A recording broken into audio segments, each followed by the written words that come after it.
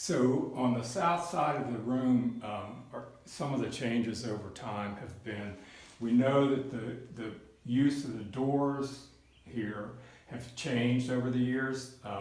At one time, what is now the passage into the dining room was a closet, and what is now a closet was the passage into the dining room.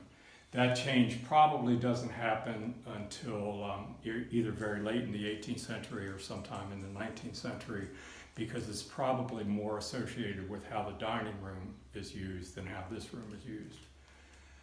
The other really big thing that we learned as part of this project, I had to remove these panels. They were in really bad shape. They were being bowed out by rubble that had fallen down into the space here behind the paneling. And we had always assumed that this chimney was rebuilt in the 20th century. Nobody had really looked at it closely because what we could easily see in the crawl space below and in the attic above and above the roof line had been rebuilt in the 20th century. So we didn't realize that this part actually was rebuilt much earlier.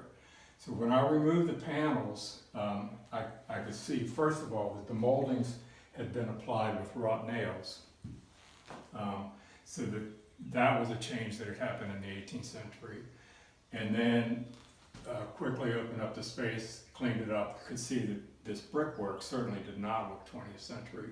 So we had an expert mason, Ray Canetti, come and look at that, confirm that this was definitely 18th century work, and look at other exposed areas of the chimney to confirm that the main bulk of the chimney between this floor and the top of the second floor was all 18th century work. So that really kind of changed the way we thought about changes in this room. And we've been working with a paint analyst, Susan Buck, and with Ed Chappell, who's an architectural historian. And they had already been here, but they made a separate trip back after we discovered that to look further into this area. And we began to realize that the platers, when they had finished the parlor extension and the grand staircase, came back into this room and did more remodeling during that period than we'd ever realized before. We found that this mantle and these flanking boards were changed at the time the chimney was rebuilt, and they only have paint layers starting at the 5th coat of paint. So they were definitely not here in the earliest days, and they wouldn't have fit anyway. The fireplace was much bigger in the early 18th century.